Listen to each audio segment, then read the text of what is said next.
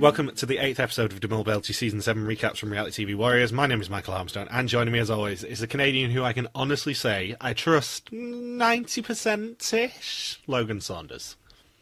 Good evening. Good evening, and I mean, we usually say where in the world's Logan Saunders and all those fun little games, but it seems to be something about the semi-final week where we have to make a big announcement.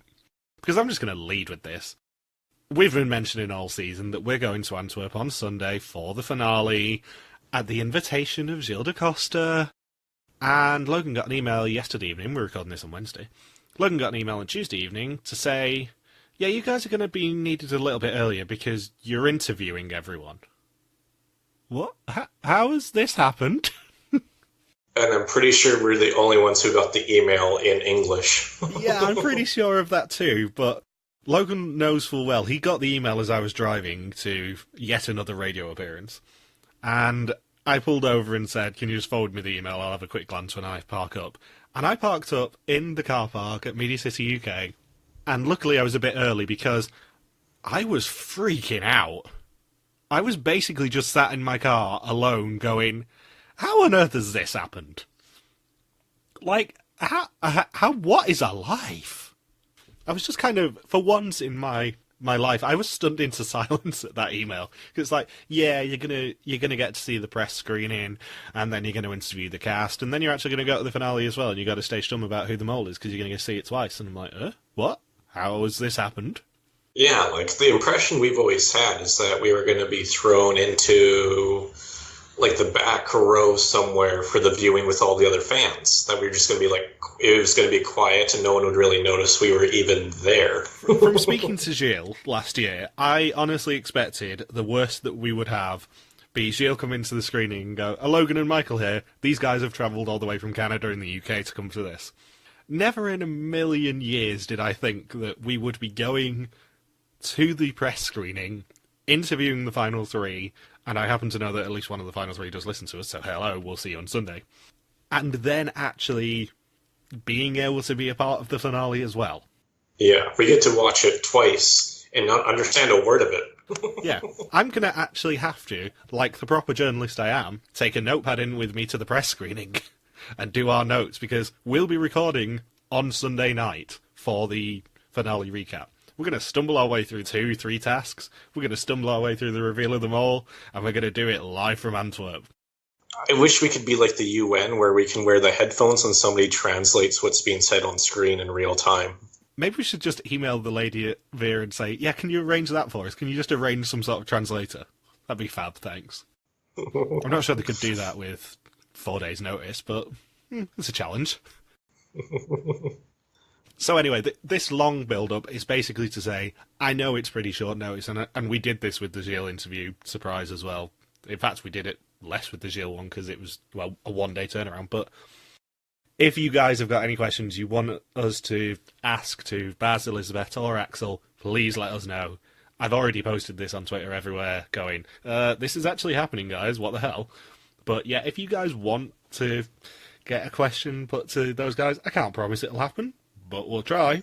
And also, if we get enough material out of it, you're going to get a second Belgian Mole episode next week, because I'm going to release the interviews first. So that'll be fun. And if nothing else, we're going to get selfies with the final three. Awesome. And hopefully Booba. I want a selfie with Booba. Yeah, we need to talk about our wish lists off air, I think, because there's certain people who I know for a fact that we're both going to be seeking out and trying to mingle with and get pictures with and just generally make tits of ourselves around. Maybe there's an open bar. I hope for your sake and everyone else's sake there isn't. Because Drunk Logan is fun Logan, but Drunk Logan is also representing the podcast on Sunday. And most importantly, I have to podcast with Drunk Logan after the actual episode. I mean, all of it's going to be in Flemish anyway. Yeah, but for once in your life, you actually have to make a little bit of sense when we podcast. I can't have you vomiting in my hotel room in Antwerp. I reserve the right to slap drinks out of your hand if you're getting a bit out of hand. That wasn't in the NDA. Is it our friendship NDA, alright? So anyway, where in the world is Logan Saunders? Discuss. Where was I last week? You were in... It was after South Africa, because there was no South African... No, it was South African discotheque last Belgian Bowl episode, I think. Yeah, it was. So it's Cape Town Airport. Oh, yeah, that's right. Cape Town Airport? Johannesburg Airport, sorry. Yeah, so then I went to Cape Town for the week. 6 days I was there. I pretty much had major sleep deprivation. I managed to get 4 hours of sleep in a 48-hour period and didn't shower for almost 3 days because I went from Cape Town, or I woke up, showered, ate as much breakfast as I could, met up with an online friend who I'd known for 10 years, then went to the airport. My flight was at 6 o'clock in the evening. There's a funny story there, which I will get to in a second. Then it was an 11-hour flight to Istanbul. And I dropped it was like 5 in the morning when we got there. Dropped my bag off at my hostel. I checked in so early that I actually got to have the free breakfast, which I'd never done before. Yeah. So I had the free breakfast, and then I explored Istanbul till about 7 o'clock in the evening, went back to my hostel, had a 2-hour nap, then went back to Istanbul airport for a 1 a.m. flight, then flew to Athens, which after a delay, I got in at about 3:30, had breakfast, waited for the train, for the first morning train, and then went up to near Acropolis, checked into my hostel at around 11, and then did my teaching until 5 in the evening, watched Belgian Mole. We were about to podcast, but I declared myself to be a zombie.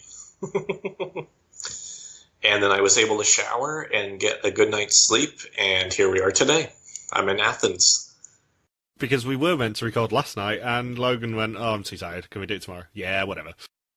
It wouldn't have been a good podcast. I had to set my alarm while teaching, because I have 10-minute breaks in between each student, and twice the alarm woke me up during those 10-minute breaks. The awkward thing is, it was the same 10-minute break. Could you imagine? Luckily, it was 2 different 10-minute breaks, but I fell asleep for like maybe 2 minutes, and then it woke me up. Not a good time for Logan. It was worth it, though. The wonderful thing is you've got absolutely no excuse on the next Belgian Mole podcast because you're going to be next to me.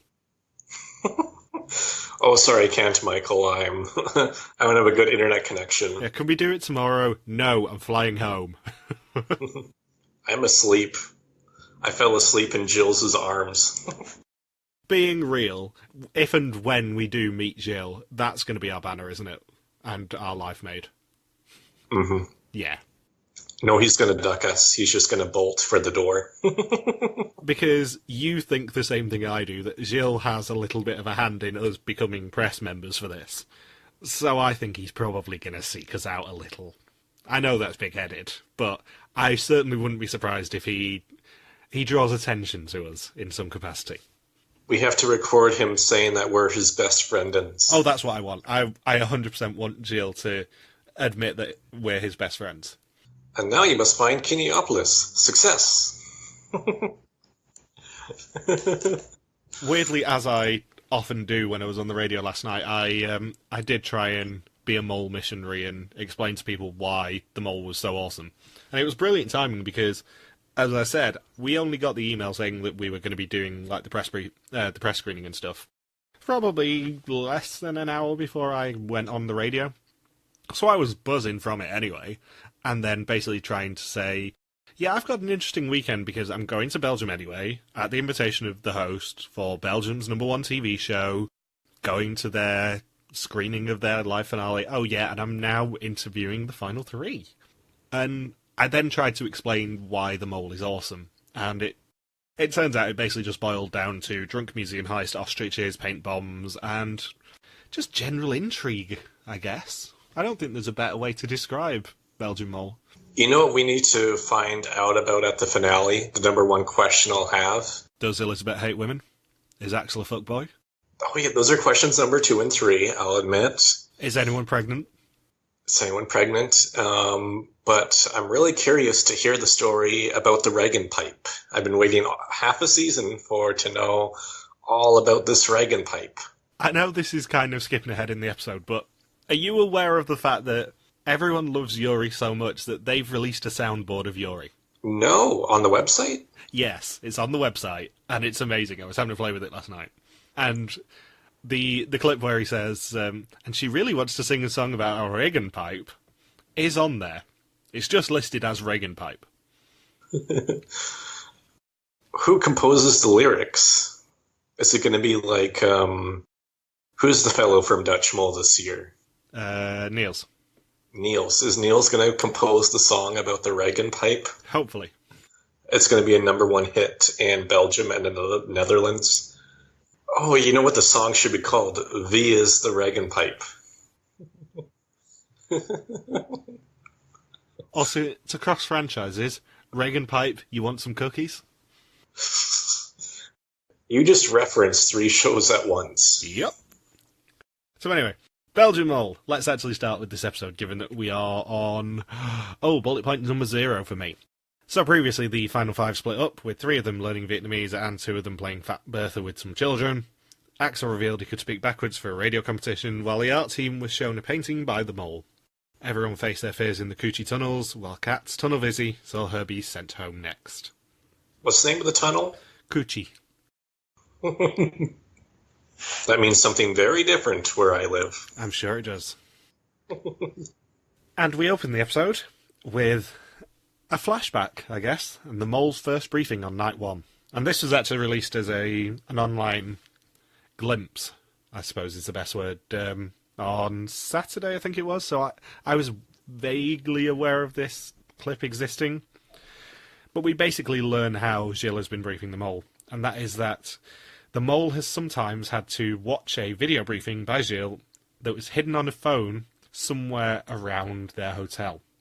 And it only unlocks with their eye, and he begins by leaving it in a bathroom stall. And it was also suggested that the mole should be at the art challenge. Which, does that mean that the mole wasn't at the art challenge? Well, no, the mole could only be at the art challenge now, because the 3 who went to the art challenge are the final 3. Yes.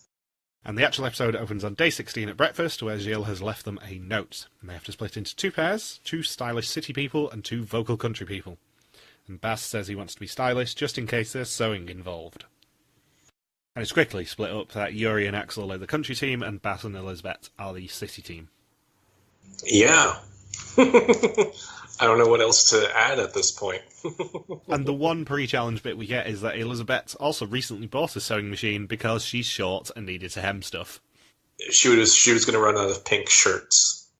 I'm very much looking forward to meeting Elisabet, because you're like 6'2", I'm like 6'5", we are going to dwarf her. It's going to be so funny. It's a good thing we're men and not women around here. Very true. She might actually like us. But with me having to hold the microphone, I'm going to have to hold the microphone solo for her, I know, and I know I'm going to. You're going to have to get like somebody else to hold the microphone for you. I'm going to have to like crouch down. Or she has to hold it. Yeah, but then we have to crouch down to actually speak into it. Or to hear her. So the country team are driven to a small farm nearby, and the city team have to head back into Ho Chi Minh City. And Gilles meets the country team at a farm and hands them a phone. And all they have to do to earn money is solve emoji word puzzles. This is unique. It is. They get 15 messages during the challenge with emojis each representing a phrase, and in the barn there are 15 muddy pigs. For each expression they get right, they can wash a pig and find a word written on it, and they have 45 minutes to wash as many pigs as possible. Each word that is grammatically correct in the sentence that they form at the end is worth €200. And the pigs don't cooperate at all. Yeah, who knew that animals could be unpredictable? Maybe like Jill's like punched and kicked all the pigs before the challenge, so they were extra irritable and confused. But I think it's quite sweet that in the first regular episode and the last regular episode, Gilles just reveals twists via the medium of word puzzles you can unlock via previous challenges. Because we had The Mole Hasn't Been Chosen Yet, and now we have You Can Sabotage the Mole Tomorrow. How the tables have turned, Mr. Bond. And Elisabet and Bas are taken to the Vietnam Fashion Academy in Ho Chi Minh City and are greeted by Mr. Hui. And they will compete with the students in a fashion show that evening, and a jury will judge the outfits and select the better one. If Elisabet and Bas get chosen, they win €2,000. And also, they don't know it yet, but the country team will try and pick which outfit was created by their compatriots. And if they get that correct, they also win €2,000. Yeah, they completely concealed that as if production assumed that they wouldn't be picked as having the winning dress. So they're like, oh, we need a way to have like a fail-safe so they have a chance at some money. Yeah, it's kind of a backup plan more than anything, isn't it? Yeah. And do you think Mr. Hui feels proud that he's named after a Vietnamese town? Not a Vietnamese town, Vietnamese city. I've been there. It was awesome. Yeah, Mr. Hui. I wonder if it's named after his great-grandfather, Johnny Hui. It is spelt slightly different, but we'll put that to one side. But I did go to Hue last year. Very interesting place, as you might have seen on Amazing Race repeatedly. It's just like old and colonial.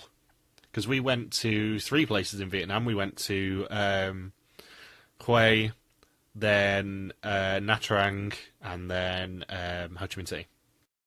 So Hue has like French architecture? Yeah, well, we went on a tour called Imperial Hue when we were there. So it's kind of where all the emperors were and stuff. No Hue. Yeah, it's a frequent Amazing Race location because they love to give them the roadblock of learning about all the emperors and then putting them in order on coins. But I happen to know that they are going reasonably near to Nha Trang next week as their final location, because we actually know where the final test and reveal takes place, thanks to the opening episode. Right. Nha Trang, not my favourite place. Why not? What happened in Nha Trang? It's Vietnam's party town, and everyone drives like an idiot. More so than anywhere else. Like, there's a lot of quite dangerous driving in Nha Trang. We didn't stay very long. We went back to the ship. And at the Vietnam Fashion Academy, Baz does ask the iconic question, what would you wear if there was a tsunami? Goggles. The goggles do nothing. And they decide on a theme of global warming. It's a fashion show. They went really intense. Yeah, I don't think we're really that qualified to talk about a fashion challenge between the two of us. Gonna be perfectly honest. I didn't expect 2 mole contestants to go to design fashion clothes with a theme of global warming. Yeah.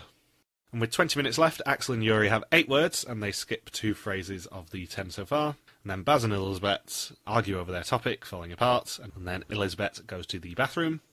And then, in the end, Axel and Joeri get 10 words, and they have 1 minute to form a sentence, and they choose the chance to reverse roles tomorrow. And they get €1,600 for that one, out of the possible 3,000. However, the full phrase, if they got all 15 words, was tomorrow you have the chance to reverse roles and sabotage the mole. Yeah, they pretty much did the sentence in a Yoda way, if I'm not mistaken. But as Jill said, it might not be pretty, but it's grammatically correct, so you get €1,600 out of it. Sabotage the mole, you will.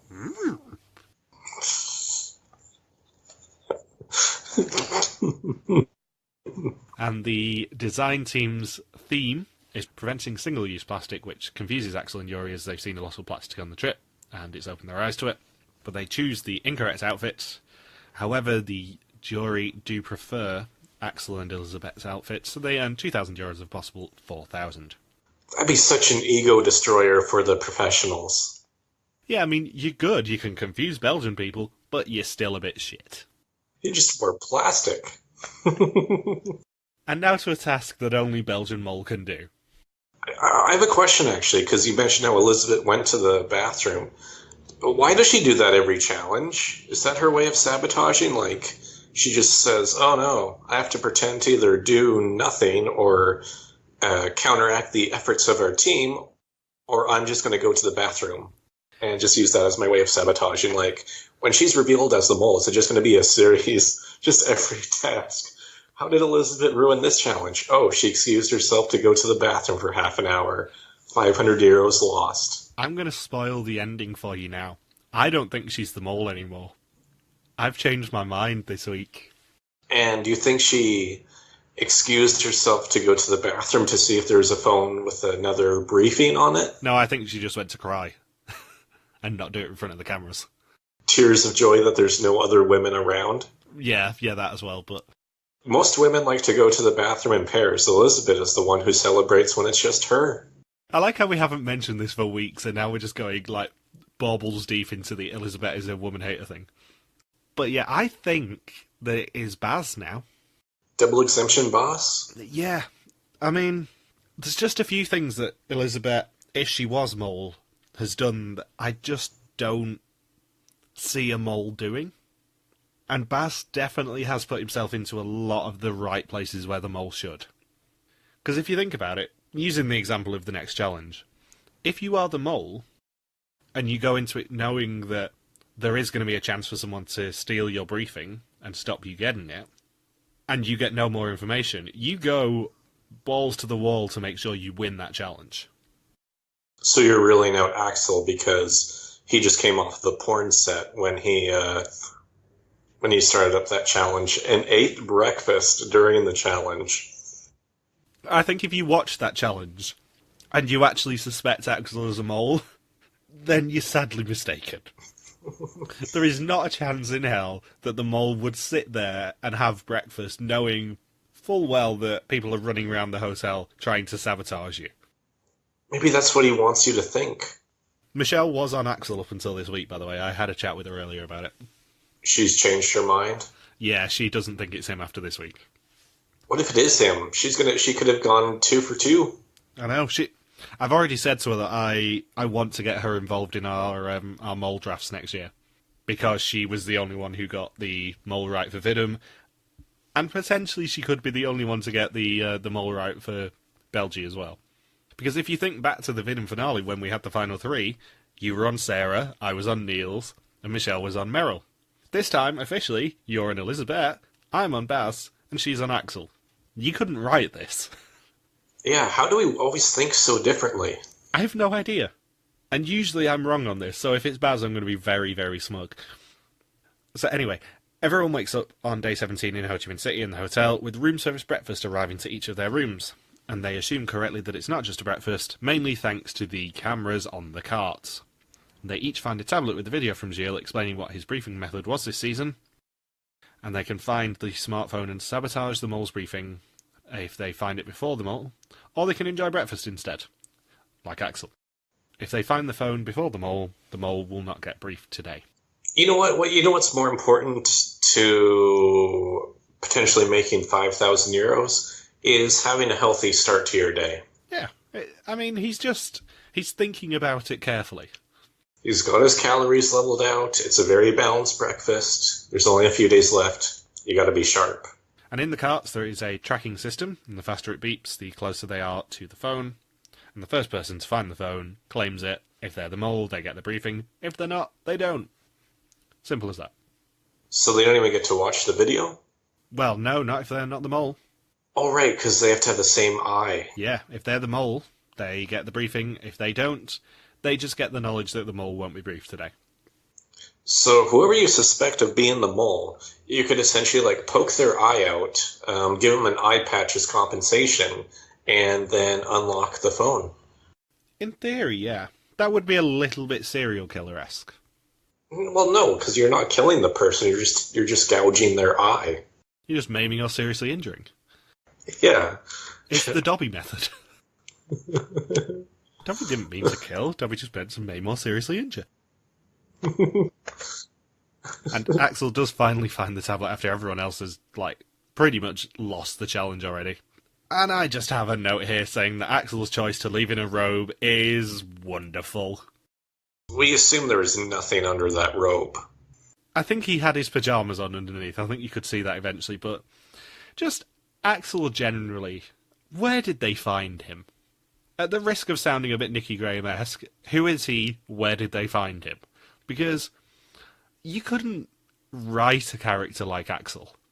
A pilot who's afraid of heights.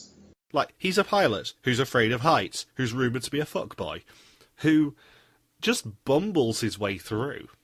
He's only 40, yet he acts like Sinan.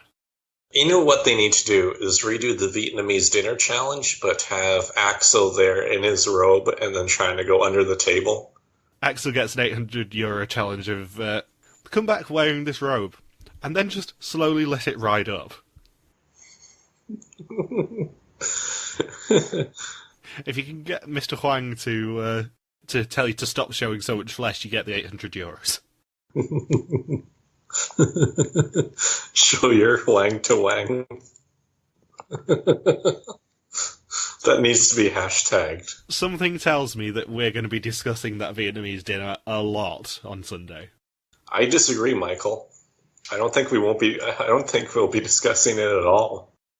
Should we now link arms and start singing a song on this podcast? About regenpijps. About regenpijps. One of our challenges should be, we need to, when we speak to Elisabet, try and get her to sing a song about regenpijps for us.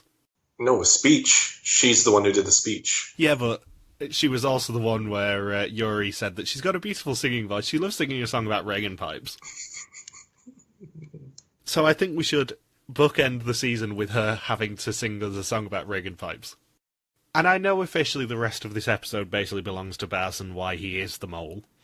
But also this challenge belongs to Axel. Because, yeah, you get the 3 competent people running around the hotel actually trying on this challenge. And then you get Axel running around in a robe, making sure he eats breakfast first, and being accused of being a porn star. He should have responded to the woman by saying, "Hey, you want to come onto my set? You want to fly my plane? You want to be in the cockpit? Mile High Club? Can I be in your coochie tunnels?" Oh. But also, knowing a little bit about TV production as we do, you know as well as I do, they would have had to get a release from her signed to say that, oh yeah, can we include your porn comment in the episode? So she actually had to approve the fact that her porn comment was going to be in an episode on Belgian TV, which gets insane views. Do you think she'll be at the finale? Will she be in Kineopolis? Yeah, imagine that conversation when she got home from Ho Chi Minh City. She just got home and said to her family, I had a really weird experience. I had a camera crew, shove a camera in my face, and they really liked a comment I made about a Belgian pilot potentially being a porn star. And, yeah, it seems to be going on TV, but I'm sworn to secrecy about exactly what it is. And then a year later, hey, there's this random podcast on the internet that's talking about me being on a Belgian reality show that when I was in Vietnam. Who's talking about me knowing a bit too much about Belgian pornography. Now I found a new hobby. I have a new podcast. I mean, however we get listeners, I'm not going to be fussy. Can we cross-promote with her podcast? Well, saying nothing, the number 1 podcast in the UK is still a podcast about amateur pornography, or amateur erotica, actually. Oh. It's a very funny show called My Dad Wrote a Porno, which, as the title suggests, is 3 friends, one of whom is a radio DJ over here, finding out that one of their fathers writes terrible pornography, and going through it. Wonder if I should start doing that. It's got an HBO special in a couple of weeks. But yeah, it's an interesting program, or an interesting show, I should say. It's an interesting show. I'm very much a fan of it, but I can see how certain people aren't. Depends how much of a prude you are. I see. So, correct me if I'm wrong, but the tactic with this challenge is definitely start either on the highest floor or the lowest floor and work your way up or down. No, you go every second floor. They were just so erratic with it. If someone went straight to the top and started working their way down, they could have easily beat the mole to this, rather than letting the mole get the phone. I would have gone to the top floor, because then it'd be easy to push the cart down onto each floor, as opposed to trying to push it up like salt and pepper. And also, if you went on the top floor, it would have been beeping a lot more than when you were on your lower floor where your rooms were. So you could have then basically ruled out a lot of floors straight away. Yeah, just start it out on the top. Be like the opposite of Drake. Well, in fact, what I would have done is gone to either the top or the bottom floor first, and then gone to the opposite straight away. because then you rule out like half of the floor straight away. Like, if it doesn't beep at all, then you're like, well, I just go to the top now. Yeah, if you go to the ground floor and it's basically not beeping at all, like it was to Axel when he was in search of a second breakfast, you can immediately rule out probably the bottom half of the floors already. I think he was closer to going back to Belgium than he was finding the phone. Oh, I think so too. But that's what makes him a delightful character, right? I genuinely can't wait to meet him on Sunday. It's going to be so much fun. Can you tell that I'm really giddy about this already, by the way? We've still got 4 days left. Do you think instead of being in a chair, he'll be watching it from underneath the chair? Oh no, he'll be watching it from a cockpit. He'll have a cockpit put in Kinopolis. And he'll be wearing a robe. He should show up in a robe at the finale. We've still got time to get custom robes if you want, Logan. Or if he's revealed to be the mole on Sunday, like when he emerges from that darkness around the candle, he should just be in his robe. Like, Peter emerged from, like, a cross or whatever it was in the ring there, in the Mexican bull ring. Just have Axel just casually come out in a robe. I'm fully aware that by ruling out Axel, I'm probably wrong here, by the way, but like I just can't see it being Axel because he's such a bumbler, for want of a better term. He's so aloof. Aloof. Yeah, aloof is a good word for him because he's kind of a bit crazy. I say this a lot with Belgian Mole, but I don't know where they found him. They found him knee-deep in a regenpijp. Lucky guy. Lucky, yes. So then Baz finds the phone in a chest on floor 10 and he gets his briefing, and then everyone else's beeping stops. And Gilles greets him at the breakfast table, and either Baz was briefed, which he was, or there's no briefing at all today for them all. And everyone uses the final few hours to prepare themselves for the penultimate test. And Elisabet says she only has one suspect now and she's scared that her diary will get read. And Axel says that money is more important now and that people will be more careful. Joeri says you can't trust anyone, but you want to, and Baz says he's confident, and he trusts him 90%. And Baz says it's more important that the phone was intercepted than him specifically finding it. And do you think that the mole went without a briefing if it wasn't Baz this time? Yeah, I think they actually did. I don't think Gilles would dupe the cast like that. Because I'm not 100%. I obviously think that it's Baz, so he got his briefing anyway. But I really wouldn't be surprised if the mole got a little briefing beforehand to say, just so you know, everyone could steal your briefing here. Here's a little rundown of the final challenge. Well, they won so much money during the challenge, so I don't think the mole got to see the briefing. Because they won a lot of money. It could have been so much worse. They did, but also, is that a deliberate double bluff? Because everyone was looking to Baz with the questions. We'll get to this challenge in a minute, but when the questions were being answered, everyone was kind of looking to Baz to see whether he was going to sabotage or not. So you think all three know Baz is the mole, and they're all onto him? I think Axel and Elisabet do. I'm not sure whether Joeri does. And that's the kicker. I'm not sure whether Joeri knew that Baz was the mole. Was Joeri looking as to how Baz would answer each of the three questions? No, the other two were. Who was Joeri looking to? Elisabet, I think. And this challenge is really, really interesting, because in the final challenge of the episode, everyone heads to District 4, the former mafia heartland of Ho Chi Minh City, which is cool in itself. Gilles greets them, as this challenge can influence who is and isn't in the finale. And they can also earn up to €5,000. They have to pick a suitcase containing playing cards. One suitcase has cards worth up to €1,000, one has 2,000, one has 3,000, and one has 5,000. And he will ask them 3 questions, and if they answer correctly, he will remove the suitcase with the lowest value cards left in it. If they answer incorrectly, he will remove the highest. And the first question is, who was the fastest of the 4 in all the previous tests? And they choose Axel. What? Axel doesn't care about a phone, but when he does the quiz, he just speeds through it? Yeah, apparently he's a speed demon. And the most suspected candidate after the first test was apparently Joeri.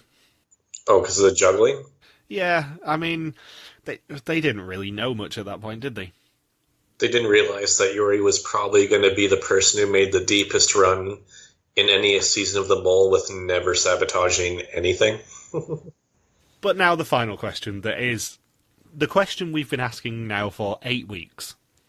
The question is, how many people got a "you may be a mole" screen are still left?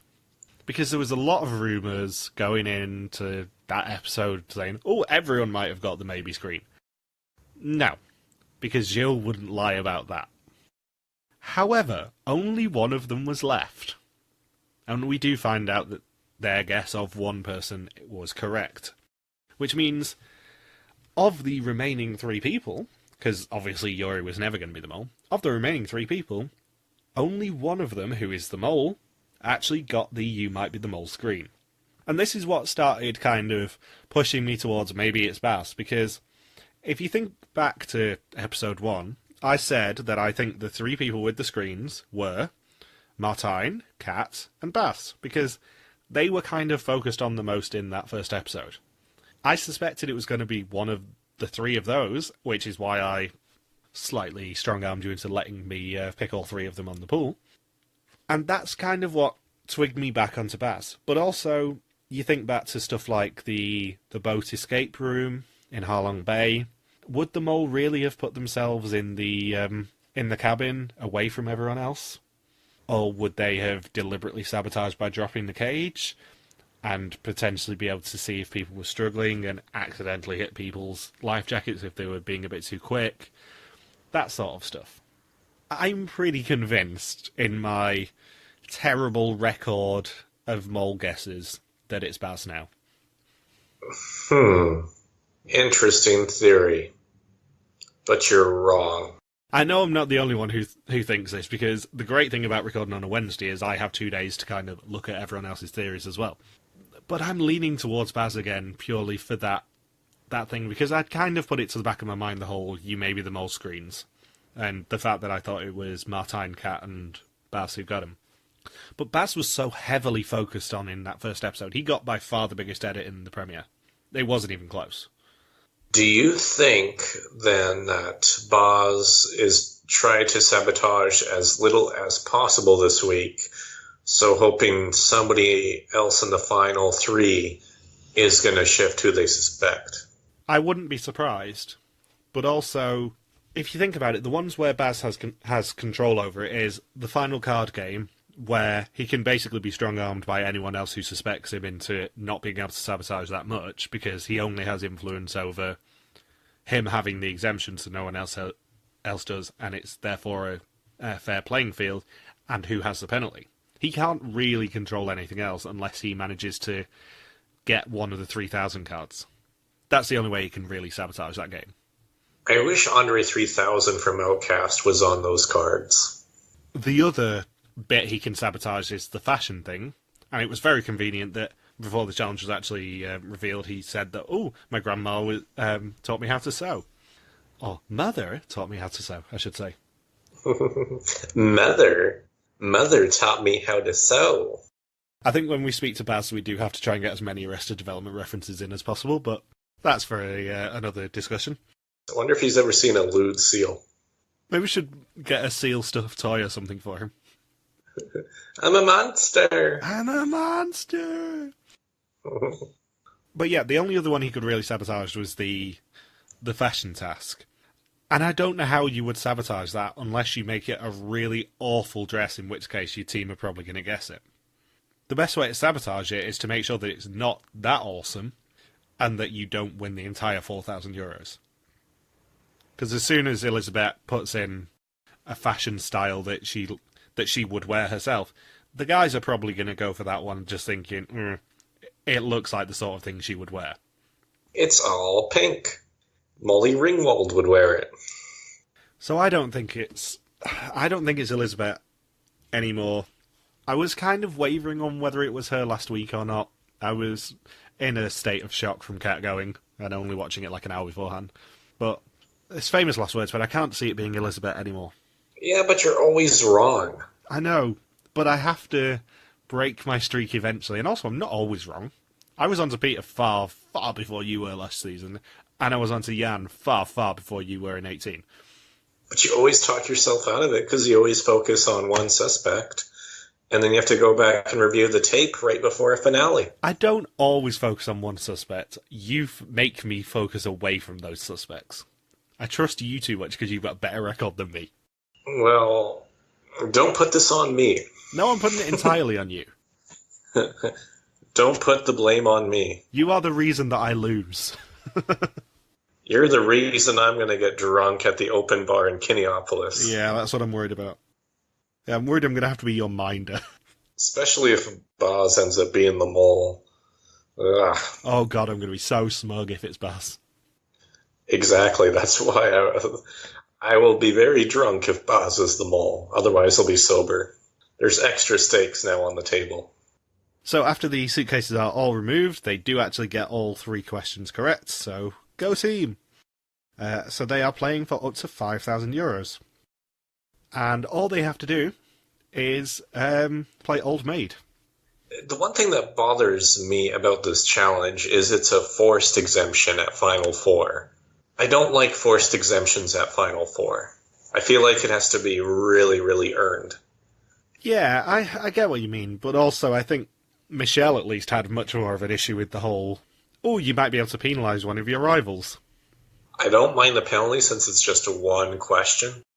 Like at this point, either you know who the mole is or you're going to score really, really low on this test. I don't mind it either. And also, more importantly, there's got to be some stakes for a game like this, because you can't just play it for an exemption anymore. That's kind of a bit blasé. You have to play it for something fun, and the fun is the consequence of maybe one person gets penalised, maybe 3 people get penalised, maybe nobody at all. But oh, there's some danger to it. So they all have 4 money cards each, and they have to take cards from others and place them on the table. If they get a match, they earn the amount on the cards for the pot. They also get an extra card, either an exemption card or one of 3 penalty cards. And the penalties give someone a wrong answer on the test. Sort of a reverse Joker. And each amount that isn't discarded at the end is taken from the potential winnings. My mom plays Old Maid with her daycare kids, and after watching it play out on the mall, I could never play Old Maid casually again. I'm going to totally overthink the strategy. Well, it goes back to an old Dutch mole trope of playing children's games and card games for high stakes. Because they've previously done, well, we had Kaplunk, we've had Jenga this last season. I never said Jenga then. They love a card game. Like, this is just a Dutch mole trope, and I love that they're kind of doing it, but doing it in their own style. Have they ever done Go Fish on Dutch Mole? They have indeed. Awesome. They've done Go Fish a couple of times. I think didn't they do Go Fish in the most recent Australian one for not an exemption, but for extra time on the test? I think it was 30 seconds knocked off the test at Final Four. Oh, I had no idea. I may be wrong on that, and in which case I'll get an angry message off Bindles, but I think they did. And how do you think the mole would sabotage this challenge? What would you do as a mole? I think I would get everyone talking as much as possible to the point that they get confused about trusting each other. Yeah. Do you think it's a good thing for the mole that people are just trying to get penalties straight out? Yeah, because then you don't earn any money. Yeah, because the only way to actually win all of the money on this challenge in 2 rounds, because they only play 2 rounds, the only way to win all of the money is to not go for the penalties and not go for the exemptions and to just let it be how it'll be. As soon as you start taking penalties out, as Joeri and Axel did in the first round, you immediately guarantee you can't win the entire pot. Exactly, and they went for the penalty matchup first round? First pick? Yeah, it was very first pick. It was Joeri having the first pick, and he took the card from Axel, and it was a penalty, so they matched. But as a mole, that's a great thing. But then your number 2 priority has to be keeping the €3,000 out of the pot, which didn't happen. I wonder if the penalties were matched up just because everyone in the Final Four, including the mole, if they had a lot of compassion to not screw somebody over like that right at the end of the game. Yeah, it's another great example of a game where it's a choice between playing for the team, as Joeri tended to up until this challenge, or playing for yourself and making sure you personally don't get penalised. And it's something that nobody's really talked about that much.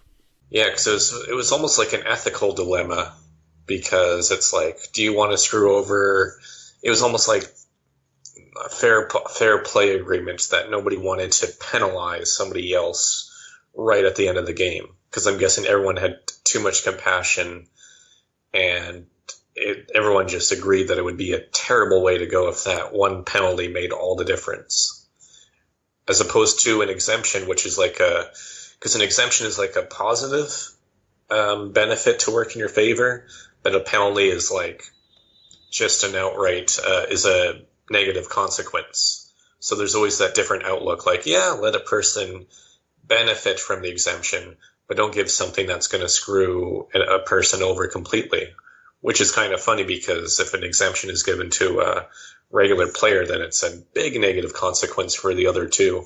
Yeah. The thing about this exemption as well is the fact that it's a rare exemption in the fact that it doesn't screw people over. The worst it does is maybe saddle someone with a 1-point penalty. But you don't have to take money out of the pot to keep the exemption or anything like they usually do. Right. So Axel is second up, and he takes a €200 card from Baz, which is banked. And Baz is third, and he takes just take a card at random from Elisabet, but it isn't a match, because as we know later on, it is the exemption card. And then Elisabet is fourth. Joeri says he has a high amount, but she just takes a card and it is not a match. And then on to round 2. Elisabet suggests that whoever has the exemption should just take the penalty card so no one's disadvantaged. And then the second round begins with Joeri again. He takes Axel's €3,000 card, and that is also banked. And Axel's turn takes much discussion, but he picks randomly and doesn't find a match. Baz banks €400 thanks to Elisabet, and then Elisabet finishes it up by taking Joeri's €600, leaving €800 in the game. Baz has the exemption, so he's the first finalist, and he also had the penalty card, meaning no one's disadvantaged. And thanks to the fact that any money left in the game is taken off their winnings, they earn €3,400 of 5,000 for the challenge, €7,000 of 12,000 for the episode, and €32,550 of a possible 81,400 for the season. They're doing pretty damn good. They are doing not bad. And Joeri earned every euro in that challenge, pretty much. Yeah, Joeri earned a vast majority of those euros. It's quite spectacular when you look at the figures that people do of, who's earned the most money. Follow the money as the normal mole tactic. Joeri is by far and away the biggest earner in this season. How many times has he even screwed up? Barely any deliberately. I mean, regenpijp's probably the last major one. And that was only for what was that challenge, like €400? About €400, yeah. But Axel is now the biggest earner left in the game. Then it's Baz, about €500 less, and then it's Elisabet, about €500 less than that. There isn't much in it between the final three. I think Baz and Axel have both been responsible for about €6,000 going in the pot, and Elisabet about 5,500. There really isn't much in it. But who's been responsible for the most money taken out of the pot? That is the question. So now it is time for the penultimate test, 20 questions on the identity and actions of the mole. Whoever knows least is the last person to go home before the finale. And Joeri says that he just wanted to be not the first person to go home, and he had tunnel vision and cats, and the mole this year is unbelievable. And Axel wanted to see this through to the end, and he said that winning would be a source of huge pride. And Elisabet started with the exemption, and Baz took it immediately, and she'd be very bitter if she left now. And then we don't actually hear anything off Mole Baz. So then Gilles says at the execution that they're all really strong candidates, but the game is relentless, so someone still has to go home. And the first person to get a screen is Joeri, but it's a red one. And then he gets about 5 montages. He gets a lot of montages. I think from looking at social media, even with the language barrier, I can tell that people really like Joeri. We really like Joeri. He was very fun and very much up for doing pretty much anything. I never really suspected he was a mole, which is a shame for me because, ruling it down to 2 people would be great. Ruling it down to 1 would be even better. But I'm not surprised that he's gone. So, I guess with my theory, that means he would have lost out on that last quiz to Axel, of all people. Yeah. I'm pretty convinced, and we're going to go into this in a minute anyway, I'm pretty convinced Baz is the mole, Elisabet's the winner. And Axel is left alone in a robe. I think so, yes. Who do you think? I know who you think the mole is, but... I'm not going to change final episode. It's going to be Elisabet's the mole, You're not going to change final episode unlike last year? Don't remember. That's because my suspect got executed. Yeah, I know, but you still had to change it final 3 last year. Elisabet's the mole, and Boss is a pretty bright guy. But Axel's been going fast on the quizzes, though. Yeah, but it's note-taking for the final quiz, I think. How many questions is the final quiz? 30 or 40 normally. Yeah, if you go too fast on that final quiz, you could just miss a question just by stupidity. No one has ever lost the final quiz on time. Except the first time? Did they? Yeah, remember with Kathy and Hannah? Oh, yeah. I've blocked that out of my memory. Because they had the double tie. Oh, yeah, they did, didn't they? Yeah, because the first time they tied, and then they had to do an additional quiz, and they tied again, didn't they? And then the last tiebreaker was a timed one.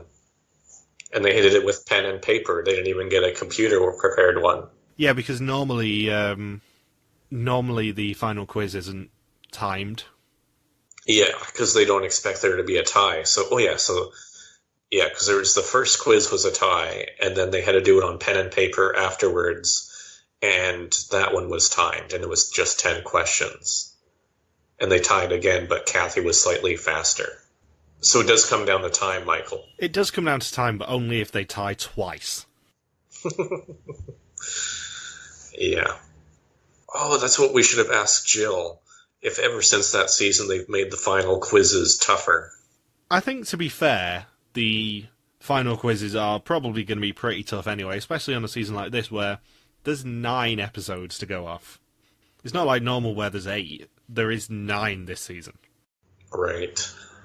Yeah, they could really pull in some obscure questions. It could potentially be the first quiz where they get asked, did the mole bungee jump in the first episode? So, next time, the final 3 face their last challenges, and they take their places in the temple that we saw in episode 1. And there's a Pulp Fiction challenge, toxic plays, there's karaoke, and it is time to look the mole right in the eyes. So Elisabet's the mole and Boss is the winner? So you think. I'm sure we will find out. Yeah. I was going to say, I'm sure we'll find out. Of course we're going to find out. We get to see the episode twice. I should bleeding hope that we'll find out who the mole is.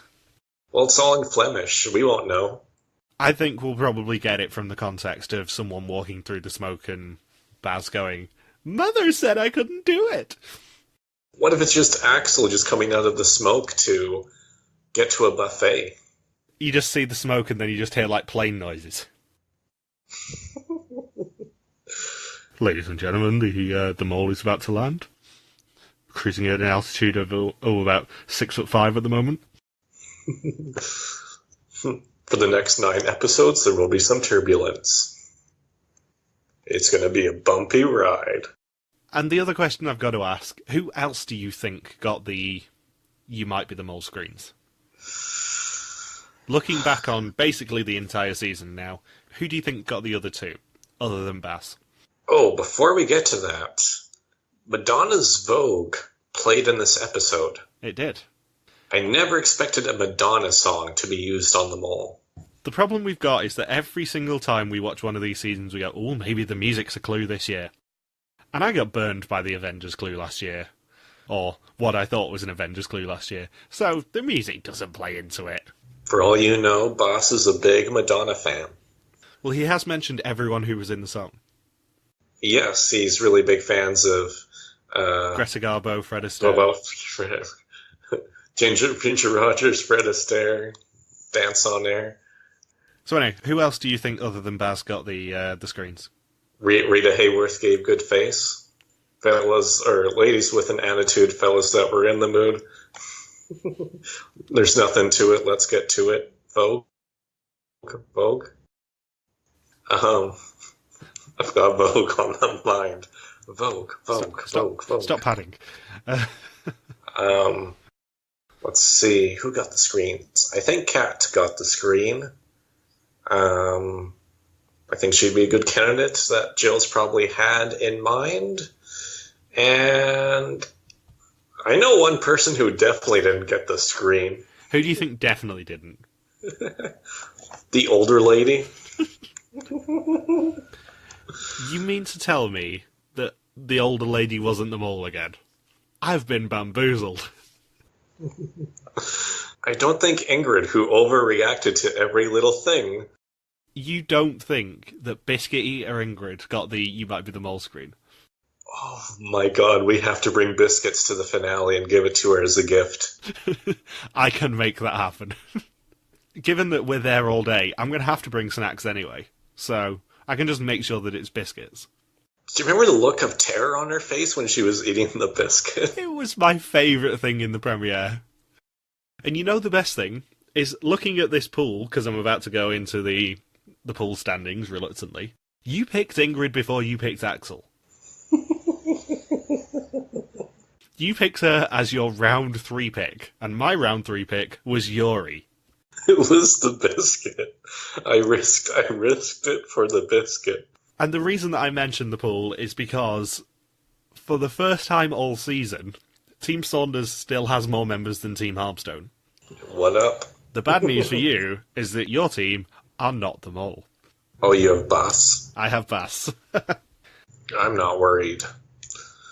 I'm not worried like a biscuit eater.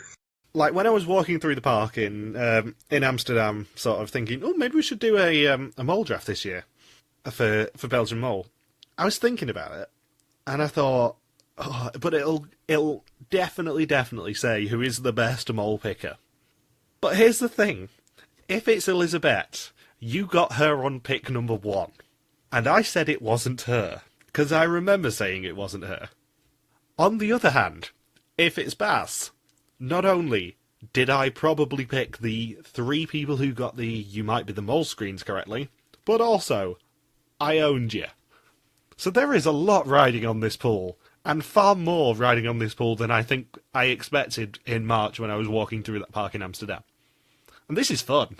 Do you know how badass I'll look if Elisabet's the mole? I know. It's like my first pick. That's what I mean. If Elisabet is the mole, you will look badass because you got her on pick number 1. If Baz is the mole, I'll look badass because I beat you. And let's be perfectly honest, I've not put many points into Baz, so this is the only way I'm actually going to win on Belgian Mole this year. Because of my tactic of going basically all in on one candidate all season, there's only been 2 weeks, I think, of the 8 that I've actually split my points. Other than that, I've gone 100%. I think Ava might have been the other one who got the screen. I'm not sure. They focused a lot on Baz in that episode. And they focused a lot on the young'uns, Martijn and Kat. Which is why I think it's those 3. I think that's something we need to ask Jules about. I'm curious how he got it narrowed down to those 3, and why the one person really stood out. Yeah, I'm interested by that as well. I'm not sure whether we're actually going to get much time with Gilles. I hope, if nothing else, we can have a picture with him. But I'm just interested by this entire season. It's been amazing. We usually save this for the reunion episode, but this season's been amazing. Right from the biscuit eater to the regenpijps to Vogue. I don't know how every single year they make this show so good. There was really no missteps this season. No, that's the thing. It's stunning how it is consistently, justifiably the best show on TV. Because for all that you can say about, oh, yeah, so many people watch it, it's probably crap. This show is the best thing on TV. And it is rightfully getting a lot of positive attention in Belgium.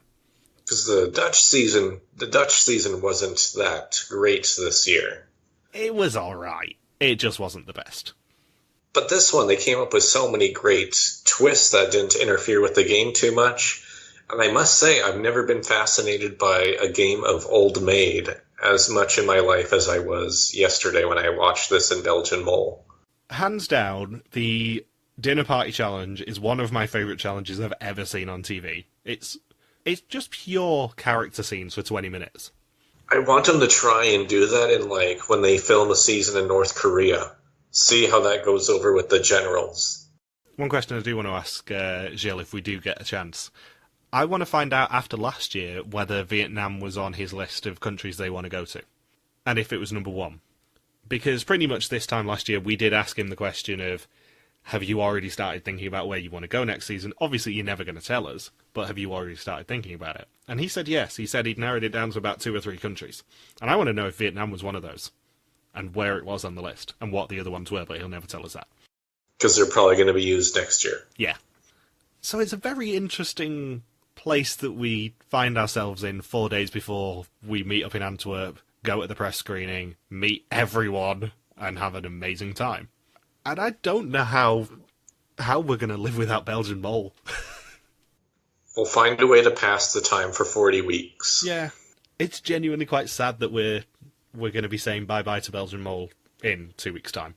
Obviously, the one in 2 weeks' time is going to be a little bit shorter than normal, but next week's one's going to be probably quite long, let's be honest. Given that we're going to have all the stories from the screening and all the stories from when Baz is crowned as Mole. No. I'm just putting it out there. I'm going to keep saying it till it happens. So, thank you for listening to this Mole Belgium recap. We will be back next week live from Antwerp with the knowledge of finally that Baz is the Mole.